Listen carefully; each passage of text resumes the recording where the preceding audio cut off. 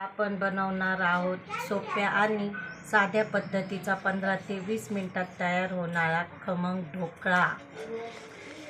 चला तर मग व्हिडिओला सुरुवात करूया। इथं मी याप्रमाणे 2 वाट्या बेसन पीठ घेतलेलं आहे।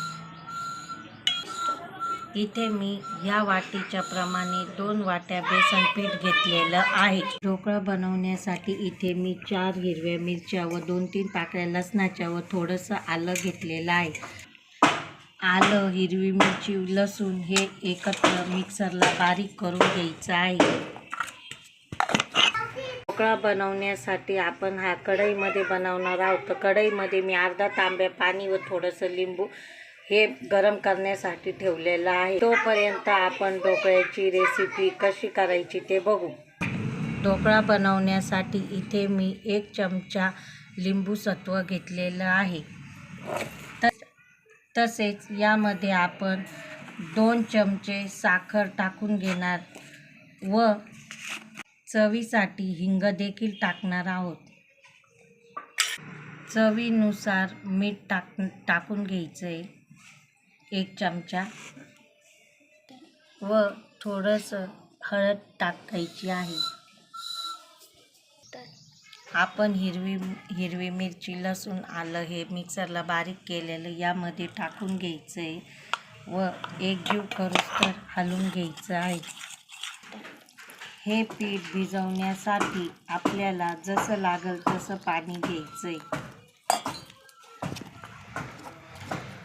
हे मिश्रण एकाच साईडने एकजीव होईपर्यंत हलवून घ्यायचं आहे।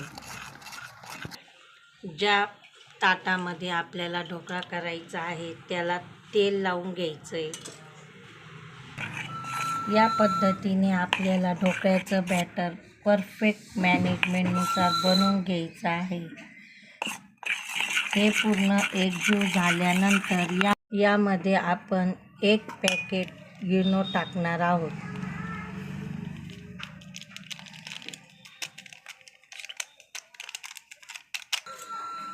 इनो टाकून घेतल्यानंतर यामध्ये अगदी थोडंसं पाणी टाकून हे बॅटर पुन्हा एकजीव करून घ्यायचे।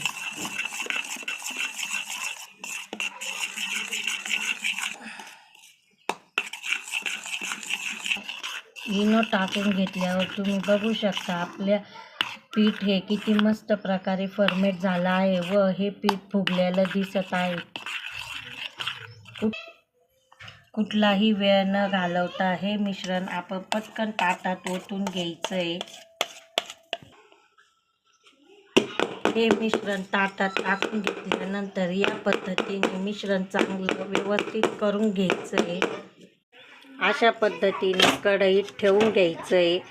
कढईत ठेवल्यानंतर हे मिश्रण मंद गॅसवर 15 ते 20 मिनिटं ठेवायचंय। यावर आपण झाकण देखील ठेवणार आहोत।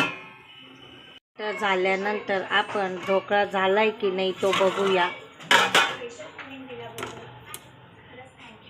यामध्ये ढोकळा चांगला झालाय की नाही ते बघून घेण्यासाठी आपण चाकू टाकून बघणार आहोत। तुम्ही बघू शकता चाकूला अजिबात चिकटलेलं नाही, म्हणजे आपला ढोकळा इथे परफेक्ट तयार झालेला आहे। ढोकळ्याला तडका देण्यासाठी यामध्ये आपण 1 वर्ग तेल टाकून घ्यायचंय। तेल टाकून घेतल्यानंतर यामध्ये 1 चमचा जिरे व अर्धा चमचा मोहरी टाकायची। 2 हिरव्या मिरच्याचे तुकडे करून कढीपत्ता टाकून घ्यायचा आहे। हे मिश्रण चांगलं तडतडल्यानंतर यामध्ये अगदी थोडंसं पाणी टाकायचं आहे। पाणी टाकल्यानंतर यामध्ये 1 चमचा साखर टाकून घ्यायची आहे।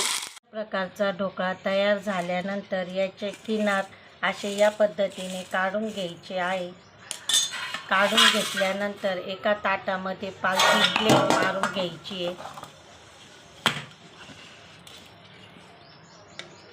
तुम्ही बघू शकता अशा पद्धतीने आपला स्पंजी ढोकळा तयार झालेला आहे। ढोकळ्याला या पद्धतीने आपण कट करून घेणार आहोत। तुम्ही बघू शकता किती स्पंजी ढोकळा झालेला आहे। ढोकळा कट करून झाल्यानंतर यामध्ये आपण तडका दिलेलं मिश्रण टाकून घ्यायचं आहे या पद्धतीने. हे मिश्रण टाकून घेतल्यानंतर वरतून आपल्याला कोथिंबीर टाकायची आहे. तुम्ही बघू शकता आपला ढोकळा किती सुंदर आणि छान कलर आलेला आहे आणि स्पंजी पण किती झालेला आहे तुम्ही बघू शकता. चला तर मग चॅनलला लाईक करा, शेअर करा, सबस्क्राईब करा